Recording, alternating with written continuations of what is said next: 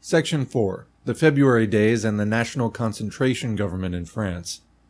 In France, the developments of the effects of the economic crisis appeared at first more slowly. But in the latest period, the situation has gone forward with extreme rapidity, and the question of fascism has become a burning issue. The events of February 6 through 12, 1934, and the fall of the Daladier government, leading to the formation of the transitional Dumergue government of national concentration, have brought to the front the whole question of fascism and the increasing signs of advance to a direct armed struggle. These events are of vital importance for the Western, quote, democratic countries, because in these events are set out with crystal clearness the two alternative paths, the path of the, quote, left bloc, or bourgeois liberal democracy, leading in fact to fascism, or the path of the united working class front of struggle, which alone can defeat fascism. What was the situation on the eve of events of February 6 through 12? The national chauvinist, fascist, and royalist forces in France, at all times active beneath the democratic republican exterior, developed extreme activity in the gathering crisis, and especially since the advent of Hitlerism, with the open alliance and assistance of the police authorities in Paris and of the big press, that is, of the state and finance capital. At the same time, the governmental forms were showing the same increase of executive powers and repression of the workers common to all capitalist governments in the present period. Even the Times on February 5, that is, before the decisive events, was compelled to note, quote, a contrast has been drawn between the severe repression of communist manifestations and the comparative immunity from punishment of royalist demonstrators and the royalist newspaper which directly incites its readers to riot in the streets, unquote. This was under a, quote, left bourgeois government, maintained in office and practice by the support of the Socialist Party. The majority in Parliament was a, quote, left cartel majority, consisting of the Socialist Party and of the, quote, left bourgeois groupings. This, quote, left bourgeois government, previously under Chautin, then under Daladier, was heavily discredited by one of the typical recurrent financial and police scandals, the Stavisky scandal, which was being utilized by the reactionary forces to raise agitation against the parliamentary regime and to prepare a government of national concentration, just as the crisis of the franc was similarly used in 1926. After the dismissal of the police chief, Schaap, who was notoriously hand-in-glove with the royalist and fascist elements, preparations were openly made, without interference, and proclaimed in the big press for a Jingo riot on February 6, which was to serve as a preliminary trial of strength and spearhead for the fascist advance. What was the line of the Daladier government and of, quote, left democracy in the face of this challenge? The Socialist Party voted its confidence in the Daladier government, in the, quote, left bourgeois government, as the defender of, quote, democracy against fascism. On the basis of their support, the Daladier government received a substantial parliamentary majority of 360 to 220 on the critical evening of February 6. As against this line, the Communist Party, which had approached the Socialist Party for the United Front against Fascism in March 1933 and been refused, called for the United Front from below, called the workers to the streets against the fascist attack, and through the unions began to make agitation for a general strike against the fascist menace. The two lines were now to receive their practical demonstration in the events that followed. The Daladier government massed heavy military forces in Paris in the days preceding February 6. But did it act against fascism? The leaders of the fascists and royalists were allowed to carry on their preparations in complete freedom. Previously, on the eve of a communist May Day demonstration, 3,000 communist leaders had been arrested in Paris in order to cripple the organization of the demonstration. On the eve of this reactionary demonstration, not a single fascist or royalist leader was touched. The organizers of the reaction were given freedom of the streets to burn, destroy, set fire to government buildings, and advance on the Chamber of Deputies. No adequate forces were placed against them. The police were inactive. The Garde Républicaine and Garde Mobile were steadily commanded to retreat and give way before the bourgeois mob. Only at the last moment, when the chamber was nearly reached and the bourgeois demonstrators began to fire with their revolvers, the Garde Mobile, not on the order of their officers, but in instinctive self-defense, fired back, and about a dozen of the dupes of the reaction and onlookers were killed. Comment: sounds a little bit like January 6 with weapons. Continuing, the subsequent Commission of Inquiry established that the shooting was begun by the fascist demonstrators and maintained for half an hour before any answering fire took place on the side of the government forces, and that even so no order to fire was given by any officer, but that the rank and file of the Garde Mobile began spontaneously to fire in self-defense and were immediately ordered to stop by their officers. The sequel to this incident is instructive for the whole future of parliamentary democracy. Immediately following this incident, on the very next day, on February 7th, the Daladier government, which had just received an overwhelming parliamentary majority, resigned, and there was installed, amid the plaudits of the millionaire press, the Doumer government of national concentration, with the semi-fascist Tardieu in a strategic position in its midst. How did this happen? Why this sudden surrender of the legal government with a parliamentary majority before the first fascist street offensive? This question is of crucial importance for all the Western, quote, democratic countries where confidence in, quote, democratic institutions as the defense against fascism is still preached. Comment, I live in one of those, do you? Continuing, why did Daladier, the, quote, champion of democracy and chosen representative of French socialism, immediately resign before the fascist extra-parliamentary offensive? Where, then, was the, quote, sovereignty of parliament, quote, law and order, the, quote, will of the electors, and all the paper paraphernalia of bourgeois democracy, flown to the winds as soon as finance capital gave the order in the opposite direction? The parliamentary majority might vote one thing, but finance capital ordered another. And finance capital was obeyed, including by the representatives of that parliamentary majority. The Daladier government issued an explanation that it resigned, quote, to avoid further bloodshed. Quote, the government, while responsible for the maintenance of order, declined to ensure it by the employment of exceptional means, which might result in severer repressive action and further bloodshed. The government had no wish to use soldiers against the demonstrators, and for that reason had laid down office, unquote.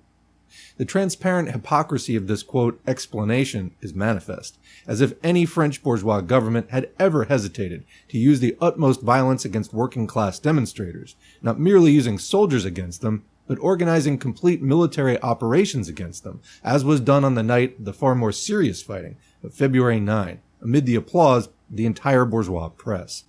Daladier resigned not because he was a pacifist, but because he was a puppet of finance capital and could do no other.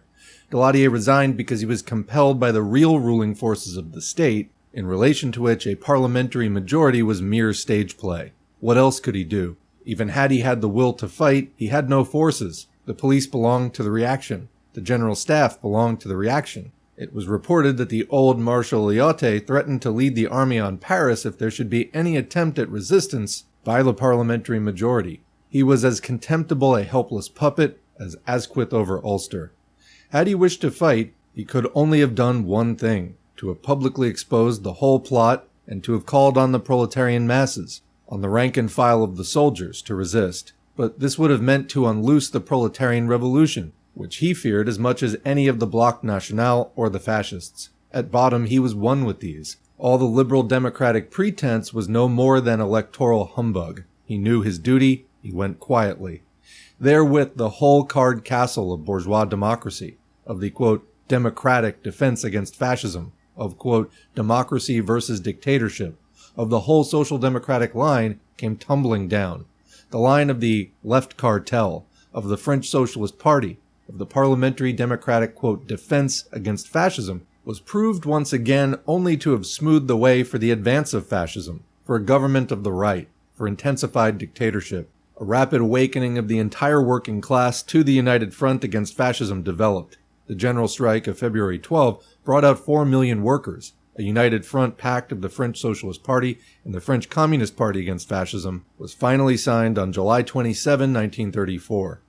In his speech of apologia to his constituents on April 8, Daladier admitted that he was aware that a full counter-revolutionary coup was being prepared for February 6. Quote, the fascist organizations were mobilized to force an entry into the chamber, to proclaim the fall of Parliament, and to impose a dictatorship.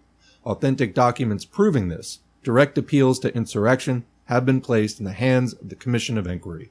Unquote. Why then did the left democratic government, with this information in its hands, take no action? Why did these, quote, Democrats, so merciless and rigorous against the slightest sign of communist activity, making arrests and suppression right and left, not lay a finger on the fascist press, which was openly calling to insurrection? He has no answer. On the contrary, he is anxious to show that no serious measure of defense was taken. Quote, it has been established that at no point was any order to fire given by the government. Not a single machine gun, Not a single repeating rifle was in the hands of the Garde Mobile or of the police." Unquote. Why did the government, chosen by the parliamentary majority, take no steps to maintain itself against fascism, but instead resign at once, despite its parliamentary majority?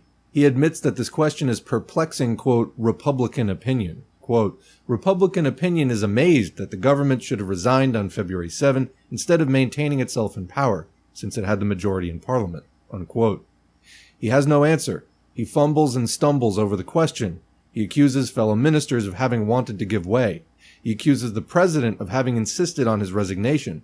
He hints at legal difficulties in the way of taking any effective measures, of making arrests, of proclaiming martial law. Would the president have signed the decrees, or would Parliament have supported him? As if there should have been a moment's difficulty or hesitation to carry through any steps whatever if it had been workers, and not fascists, who had advanced in armed formation to burn down government buildings, invade the chamber, and proclaim a dictatorship. Finally, he ends with the old lame excuse, quote, "It seemed better to resign than to risk any further spilling of blood." Unquote. Thus, the swan song of parliamentary democracy, the regime of blood against the workers, of bloodshed unlimited in imperialist war, but toothless and helpless against fascism in reaction. The fascist royalist demonstrations of February 6 were in reality only the preliminary offensive of the reaction to conceal and defeat the real rising movement of mass discontent, the rising movement of the working class, against which a government of intensified dictatorship was required. Hence the peculiar character of the maneuver which installed the government of national concentration. The full significance of this process, first, the preliminary preparations under cover of the, quote, left Daladier government, and the military massing of artillery and troops by this government, with the support of the socialists, and then, at the critical moment, the replacement of this government by a right government of national concentration was laid bare in the days following February 6, as the working class came increasingly into action. The battles of Friday, February 9, when the communist demonstration had been banned by the government and the workers fought for possession of the streets, enormously exceeded in their range February 6 and were turned into a full military operation by the government. 23,000 troops and 14,000 police were called into action against the workers. Quoting the Daily Herald, February 10, in contrast to Tuesday night, February 6, when the police offered only half-hearted resistance to the fascist and royalist rioters till it was too late, the city was turned into an armed camp. Unquote. The capitalist dictatorship had no scruples now to, quote, employ exceptional means or, quote, use soldiers against the demonstrators. But the strength of the working class resistance was such that it was successful to give pause to the first wave of the fascist attack. This was still further shown in the countrywide general strike of February 12. The communist slogan for the 24 hours general strike received such wide mass support that the reformist unions were compelled formally to take it up, even though they tried to sabotage its execution, going so far as to turn it in their actual instructions to the railwaymen into a 15 minutes or even a 1-minute strike. But the strike and the accompanying United Front demonstrations won overwhelming support throughout the country. The true path of the struggle against fascism was thus shown. The rising strength of the United Working Class Front of Struggle in France was laid bare as the sole power of the fight against the rising fascist offensive of French finance capital.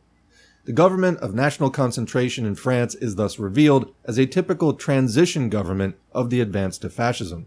Its functions may be summed up, first, by the concentration of all forces to counter and defeat the rising wave of working class discontent. Second, in view of the strength of the working class resistance, to cover the too open fascist designs with a show of appeasement and safeguarding of parliamentary democratic institutions. Third, to carry through the heavy offensive against the working class required by finance capital, as shown in the Cuts campaign. And fourth, to provide the cover under which the fascist forces can carry forward their preparations for a further assault. Nevertheless, the Doumer government fell before the strength of the United Working Class Front and had to be replaced by the Flandin government in November 1934. The French bourgeoisie had to maneuver more cautiously. Meanwhile, the fascist and royalist forces are actively carrying forward their armed preparations. The signs point to critical conflicts in the near future in France. Section 5. The beginnings of fascist movements. In 1905, Milner, one of the more far-seeing leaders of the older British imperialism, described in a private letter the only hope that he could see for the salvation of bourgeois rule. quoting the Milner Papers, Volume 2, perhaps a great charlatan, political scallywag, buffoon, liar, stump orator, and in other respects popular favorite, may someday arise who is nevertheless a statesman, the combination is not impossible, and who, having attained power by popular acts, may use it for national ends. It is an off chance, but I do not see any other, unquote. Here we see the bourgeoisie consciously groping for the forms of fascism long before fascism existed. The fact that so lifelike a description of Hitler or Mussolini could have been penned a decade before these began to play their role is a striking confirmation of how little it is personality that creates history, and how much rather history calls forth the personality that it requires at a given stage. Fascism does not come into existence because a leader arises. On the contrary, because the bourgeoisie requires fascism, a leader is created from such materials as can be found. This is particularly important with regard to the development of fascist movements in Britain, France, and the United States, where there's still some difficulty in finding a suitable leader with sufficient popular qualifications. In Britain, a definite candidate exists, but drawn from the plutocracy. The development of a specific fascist movement is a complicated process involving a considerable trial and error of rival movements before the successful technique is found. Only fools will laugh at the awkwardnesses of these embryonic stages and not realize the character of the serpent that is being incubated. Well said. So what they're saying here is they need a fascism, but they don't know exactly what's going to stick. So they develop a bunch of similar things, but they're all, different in some key ways, and they let them loose. And then they sort of track the progress and go, okay, this worked about that particular movement, but this didn't work. And so they let them sort of compete it out, and then they tinker with it, and eventually they get something that hits on enough points that it goes viral, becomes popular, is actually adopted, and finds its place in the society. So yeah, the early stages of that sometimes don't really work, and they're cringeworthy and awkward in retrospect, but they're all just early generations of this finally competent monster that they're trying to build. Anyway, continuing, the crystallization of fascism into a single main movement has taken over 10 years in Britain, and may not have reached its final form. The position in France is complicated by the existence of the older royalist Action Française alongside the newer direct fascist organizations, and by the multiplicity of fascist organizations. In the United States, the situation is still that of the early stages of confusion. More important in this initial stage than the specific fascist movements are the direct tendencies within leading circles of the bourgeoisie toward open fascism, and therefore toward the creation of a fascist movement, or toward the support of the most effective fascist movement already existing. These direct expressions of support for fascism are to be found in abundance among the leaders of the bourgeoisie in Britain, France, and the United States. The close connections of leading British bourgeois circles with Italian fascism and with Hitlerism are notorious. Mussolini had scarcely completed his coup d'etat before he was ostentatiously honored by the British King in 1923 with the Order of the Grand Commander of the Bath as a reward for his services to the counter-revolution, corresponding to the similar title of a lower grade conferred on the unsuccessful Denikin. The intimate relations of Chamberlain and Mussolini were repeatedly expressed with a fervor which was not solely dictated by the requirements of foreign policy. The connections of envoys of Hitlerism with British conservative headquarters were reported already before its advent to power. Churchill openly declared, speaking in the Mecca of Rome in 1927, his support for fascism. Quoting Churchill's address to the Roman fascists in January 1927, "If I had been an Italian, I am sure I should have been entirely with you, from the beginning to the end of your victorious struggle against the bestial appetites and passions of Leninism." Unquote. Mond, the patron saint of the Trade Unions Congress and joint author of the Mond-Turner Reports for Class Cooperation, was no less open in his recognition of fascism and explicit avowal that his purpose in the industrial peace negotiations with the Trades Union Congress was directed toward the same aim as fascism. His avowal, also made in Rome, the shrine where the hearts of British conservative statesmen are today opened, in 1928, was indeed so explicit, as reported in the British press, that he subsequently endeavored to disavow it, and allege a, quote, abridged and, quote, incorrect version of his remarks. Quote, "My references to fascism," he wrote, "were entirely restricted to its application in Italy," unquote. The report, as printed in the Daily Herald, ran, quote, "I admire fascism because it is successful in bringing about social peace," said Sir Alfred Mond in an interview in Rome yesterday, reported by The Exchange. "I have been working for years toward the same peace in the industrial field in England. Fascism is tending toward the realization of my political ideals, namely, to make all classes collaborate loyally," unquote. Footnote there, see the Trades Union Congress Report, 1928, page 215, or Mond's partial denial, and page 412 for Citrin's amazing defense of Mond's right to be a fascist and in favor of the trade union alliance with Mond, even if Mond were a fascist. Quote, "Supposing that the statement had been true, and that he had associated himself with fascism, would that have been a logical ground on which to break down discussion?" Unquote. Back to the main text. The Rothermere and Beaverbrook press support of Hitler and Mussolini, and demands for a, quote, "British Hitler," are notorious, culminating in the direct support accorded by the Rothermere press to the British fascist movement. And commenting there almost a century later, Rothermere still controls about a third of the British media newspaper market. Continuing, of especial importance are the recent developments of the die-hard and right-wing revolt within the Conservative Party, represented by Churchill, Lloyd, and others, and also in varying forms by Rothermere and Beaverbrook. Under the form of the battle against Baldwin, and especially over the issue of India, is fought the battle of more and more open opposition to parliamentary democratic institutions, and the Conservative headquarters is hard-pressed to maintain control within the party for the present, more cautious stage of official bourgeois policy. It may be noted that between 1933 and 1934, the die-hard or opposition vote on the Indian issue at the Central Council of Conservative Associations rose from below one-third to over three-fifths. Churchill, speaking before the Joint Select Committee on Indian Constitutional Reform in October 1933, and opposing the extension of even the farcical sham, quote, "democratic institutions" proposed for India, seizes the opportunity to refer to democratic institutions as, quote, "now falling into general disrepute in the Western world," unquote.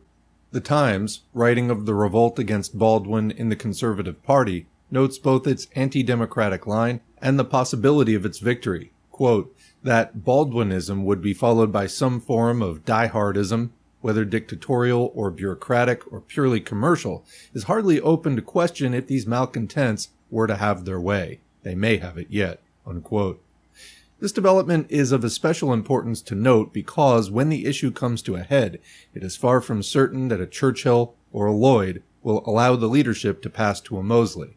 Footnote there, on the other, quote, "progressive wing of the bourgeoisie," is worth noting the advocacy of liberal fascism by H.G. Wells and G. Bernard Shaw's active agitation on behalf of fascism, which has led him to be hailed as their patron by the British fascists. See the Fascist Week, February 23 to March 1st, 1934, on the article "GBS on the Brink, Will He Ever Wear a Black Shirt?"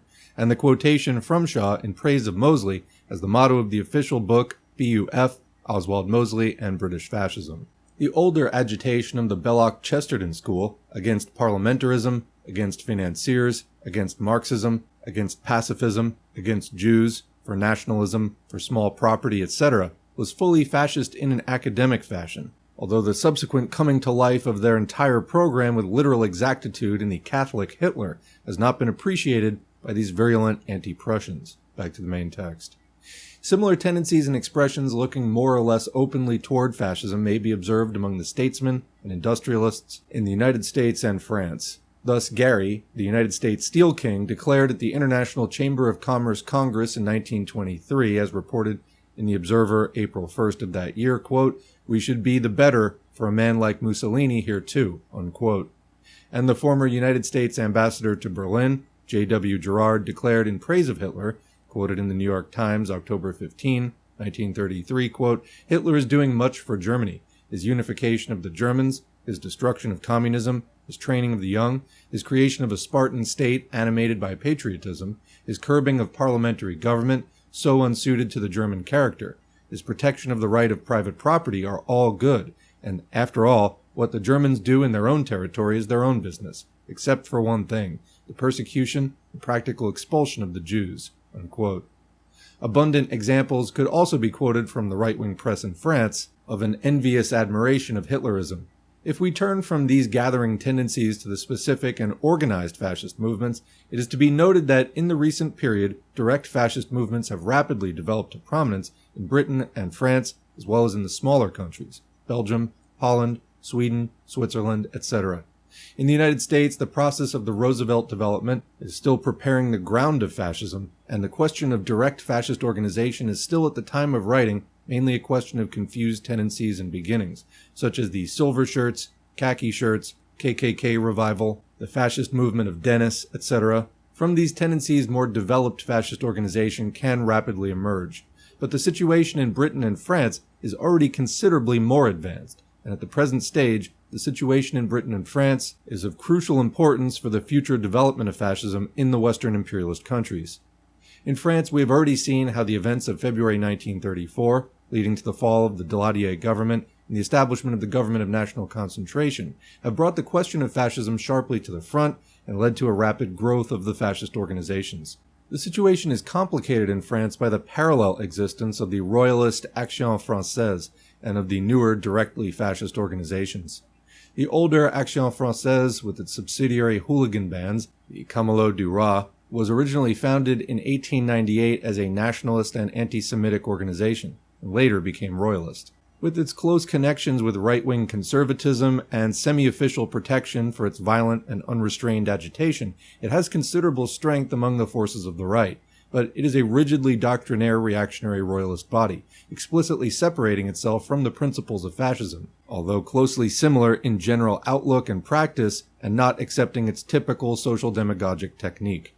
The numerous directly fascist organizations have not yet coalesced into a single party. The previous attempt to found such a party, the FASO, established by Georges Valois in 1925, was not successful. Today, the principal more or less explicitly fascist organizations are the Jeunesse Patriote, founded by Tétanger in 1924, and the semi-military Croix de Feu, nominally an ex-servicemen's organization, but in fact recruited from all sources, under Colonel de la Roque, founded in 1927 with subsidies from Coty, in its early years numbering only a few thousands, but since the February days claiming 150,000 members. There are also a number of minor organizations and groups, such as the Mouvement National Populaire around the Action Nouvelle. Of the fighting strength of these organizations, the Paris correspondent of the Manchester Guardian reports, quote, "The Croix de Feu, the Jeunesse Patriote, the Action Française, and other reactionary organizations have probably not more than 25,000 to 30,000 fighting members in Paris. Nevertheless, if this force were armed, it would be sufficiently impressive, though even then it could do little if it had the police and army against it. But there is just a danger that at the critical moment both the police and the army might be on their side, or at any rate neutral." Unquote. At the same time, from the, quote, socialist side, has developed an organization, the Neo-Socialists, or, as they have termed themselves, the Socialist Party of France, led by Marquet. This group was, until the autumn of 1933, a right wing within the Socialist Party. Under the influence of the victory of Hitlerism, it came forward with a new program, attacking the old conceptions of internationalism and of the proletarian basis of socialism, insisting on the need to build on the basis of the, quote, nation, and to appeal to the middle class and to, quote, youth, and stressing the necessity of authority, of the strong state, of order, of discipline, of action, etc. Its outlook was thus, although in fact only developing and stating more explicitly the basic social democratic outlook, marked by strong fascist influence, and the development of this tendency was universally recognized as a development toward fascism. In the autumn of 1933, this group broke away from the French Socialist Party to found the Socialist Party of France. Its leader, Marquet, joined the government of national concentration on its formation. In Britain, the situation has not yet reached the same degree of intensity as in France, but a fully formed fascist party and organization, even though not yet strong, has been constituted since 1932 in the British Union of Fascists under Mosley. The rival smaller organizations are today of minor importance. Note may be taken of the markedly anti-Semitic Imperial Fascist League and of the Green Shirts, originally a currency movement of more or less fascist character, though denying fascism.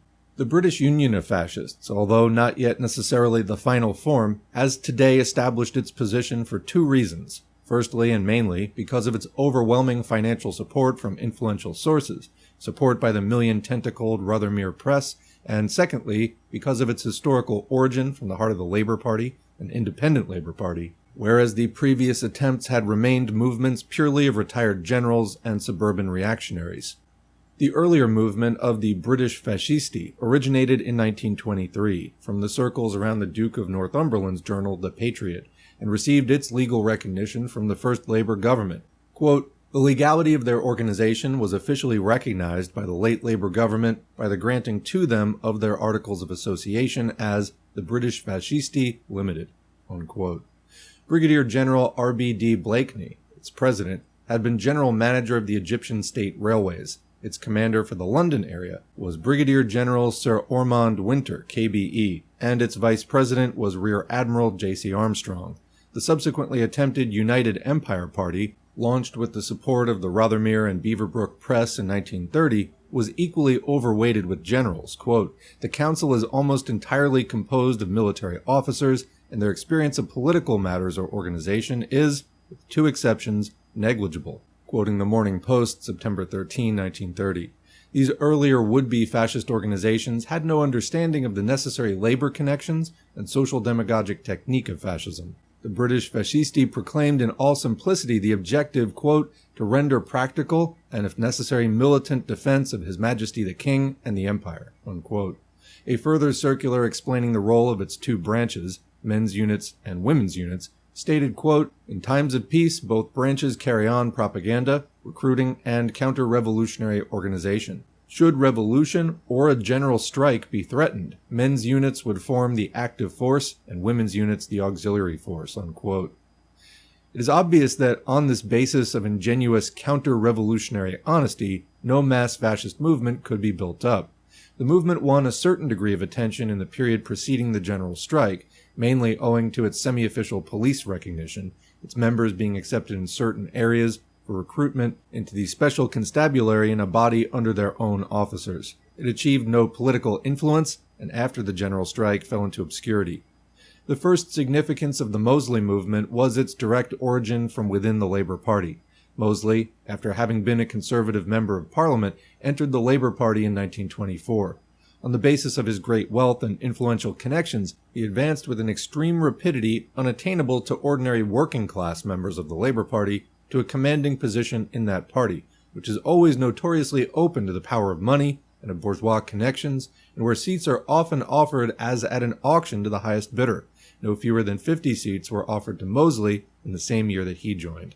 Within 3 years, he was elected to the Labour Party executive in 1927 with a higher vote than Herbert Morrison, and in 1928 was re-elected, polling 2,153,000 votes. He was appointed a minister of the Labour government of 1929, and in 1930 resigned on the grounds of inactivity to deal with unemployment. As a minister, he had produced the Mosley Memorandum, which was the first outline toward a fascist policy, that is, an active, openly non-socialist, far-reaching policy of capitalist reconstruction. This policy, not because of its non-socialist character, but because of its active character, was unwelcome to the conservative do-nothing line of the Labour government, which accordingly sat on it and endeavored to bury it. Mosley appealed to the Labour Party conference in 1930 and won 1,046,000 votes against 1,251,000 for the executive. He was re-elected to the Labour Party executive, and thus in fact passed straight from the Labour Party executive to the organization of his new party, or fascist party, in 1931. For the original wider political basis and influence of Mosley, in contrast to the unsuccessful generals of the previous fascist attempts, and his launching into the front ranks of politics, it is thus necessary to thank the Labour Party and Independent Labour Party, which in this way characteristically performed the role of social fascism. While the Communist Party alone from the outset correctly gave warning of the fascist tendencies implicit in Mosley, which he had first endeavored to deny, the left Labour politicians rallied to his support and assisted his campaign. The new leader, the organ of the Independent Labour Party, wrote of the Mosley Memorandum, quote, "In the main, as is known, his scheme followed ILP lines," unquote. That was from 1930. Brockway wrote, quote, "In the ideas of the ILP, Independent Labour Party group, and the smaller Mosley group, there's a good deal in common. Before long, we may expect to see a revolt by the younger members of all three parties against the methods and spirit of the older generation," unquote. The Mosley Manifesto of December 1930, which already formally disclaimed socialism, quote, "The immediate question is not a question of the ownership, but of the survival of British industry, unquote, although if the workers owned it, wouldn't it survive anyway, and demanded a dictatorship of 5 to carry out an aggressive capitalist program, assigned by 17 Labour MPs, including 5 ILP MPs, together with A.J. Cook. Footnote there, the names of the 17 Labour MPs signatory of the Mosley Manifesto, which became the starting point of British fascism, were, in addition to Mosley and his wife, Oliver Baldwin, Aneurin Bevan, W.J. Brown, Dr. R. Forgan, J.F. Horrobin, M. Phillips Price, E.J. Strachey, J. Beatty, W.G. Cove, J. Lovat Fraser, S.F. Markham, J. McGovern, J.J. McShane, H.T. Muggeridge, and C.J. Simmons. Back to the main text. When the new party, the first definite step toward the formation of a fascist party, was formed in the spring of 1931, it was formed of 6 Labour MPs and 1 Conservative MP, and made its appeal to the, quote, mass of patriotic men and women who were determined upon action, unquote. The final evolution from the womb of social fascism to open fascism developed in 1931. After the unsuccessful Ashton by-election fight of the new party in April 1931, writes Strachey in The Menace of Fascism, quote, Mosley began more and more to use the word fascism in private. In May 1931, according to the Daily Express, May 18, 1931, Mosley, at a meeting at the headquarters of the new party, quote, spoke of the need for discipline. It was generally agreed that there were many lessons to be learned by the new party from Hitlerism, unquote. Major Baker, the political secretary of Mosley, in an interview to the same journal declared, quote, it is true that the young men who are gathering around us are Oxford students and graduates. They're mostly athletes. The men around us are in many instances the owners of motor cars. They will form themselves into flying squads to descend suddenly on a place, unquote. So 1930s flash mobs. According to the Daily Herald, June 6, 1931, a mission consisting of Major Thompson, DSO, and L.J. Cumming, formerly the propaganda secretary of the West London Federation of the ILP, was sent to Germany to study the methods of the Nazis. Mosley, the Times reported, quote, has, it is understood, collected a considerable fund, not, of course, from socialists, unquote. The details of this development are only important as showing in a classically clear form the close connection of social fascism and fascism. The last step in the process took place in 1932, when the fascist name was openly adopted, and the new party, as the communists had prophesied from the outset, was transformed into the British Union of Fascists, BUF. The Statement of Policy, Mosley's Greater Britain, was issued, which repeats in very summary form the familiar features of fascist economics and politics discussed in previous chapters, with the main stress on the economic policy, quote, corporate state, compulsory arbitration, quote, scientific protection, regulation of production, trade, wages, prices, and investments, the old illusions of, quote, planned capitalism, and with the necessarily unpopular political features of repression smoothed over under vague phrases or even omitted from mention. Footnote there, the penal suppression of strikes under the corporate state is not mentioned. The violent suppression and dissolution of any form of socialist working class movement is not mentioned. On the electoral system, it is blandly stated that, quote, such electoral principles, i.e. of the corporate state, are designed not to limit the powers of electors, but rather to increase their real power by enabling them to give a well-informed vote, unquote, without stating that, in fact, in fascist Italy and Germany, the electors are presented with a single ready-made list to give their assent to, with no permission of any alternative candidates. But the whole book is marked by the glaring disingenuousness customary to fascist propaganda before power. Comment, in other words, before they take power, as discussed in previous chapters, they say all kinds of things. Once they get into power, their only real policy is whatever finance capital their real bosses dictate to them. That is why there's no real theory of fascism. It's just a bunch of nonsense that they put out to confuse people. Back to the main text.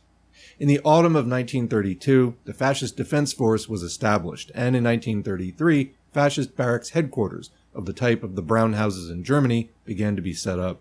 The growth of violence in 1933, in connection with the, quote, wearing of political uniforms, i.e. of the fascists, as no workers' defense force as yet exists, was reported as follows by the Home Secretary in Parliament on February 20, 1934. Quote, the growing danger of public disturbances which the police attribute to the wearing of what may be conveniently called political uniforms is shown by the fact that the Commissioner of Police for the metropolis reports that for the first 6 months of 1933, there were, in the Metropolitan Police District, 11 disturbances of a political character attributed to this cause, while in the last 6 months of the year, there have been no less than 22 such disturbances. Unquote. In the beginning of 1934, fascism was endowed with a large-scale press organization by the resources of the millionaire Rothermere Press being placed at the service of the British Union of Fascists in order that it might represent, quote, a well-organized party of the right, ready to take over responsibility for national affairs with the same directness of purpose and energy of method as Hitler and Mussolini have displayed, unquote. The policy of the government in relation to the growth of fascism was stated in Lord Feversham's reply on behalf of the government in the House of Lords on February 28, 1934. He declared that the British Union of Fascists was gaining ground, but that the policy of the government was not to interfere to restrict its growth. As long as a majority were able, with the assistance or lack of assistance of a government, to maintain peace and order in this country, it was unnecessary for any great action to be taken to restrict such parties. In the second half of 1934, the question of fascism came increasingly to the forefront, but the anti-fascist forces at the same time markedly increased in strength. The fascist demonstration at Olympia on June 7, 1934, with its systematically brutal manhandling of the anti-fascists and even of non-partisan spectators who protested, and with the connivance and assistance of the police in this brutality, produced widespread awakening to the fascist menace. This was further shown at the fascist demonstration at Hyde Park on September 9, 1934, when the fascist demonstration, numbering 2,500, was protected by 7,000 police, while the anti-fascist demonstration numbered, according to the hostile press reports, from 100,000 to 150,000. From this heavy exposure, the illusion began to develop that fascism had already passed its climax and was bound to decline. There could be no more dangerous illusion. The direct support of the authorities for fascism was immediately afterwards shown in a series of significant law court cases, in one of which the Lord Chief Justice went out of his way to pay an official tribute to Mosley as, quote, a public man of no mean courage, no little candor, and no little ability, unquote. The growing strength and active offensive of the right conservatives, under Lloyd and Churchill, and their close cooperation with the open fascists, is also an important indication of the developing tendencies in the British ruling class, while from another angle the recent Lloyd George New Deal campaign, with its call for national unity for action, a strong line, and a war cabinet of 5, illustrates the new tendencies gaining ground. As the class struggle develops in Britain, and the situation of the bourgeoisie requires stronger measures, the question of fascism, both through veiled forms and also through open forms, will inevitably come increasingly to the front, and the strength of resistance will depend on the power of the working class movement to achieve united action.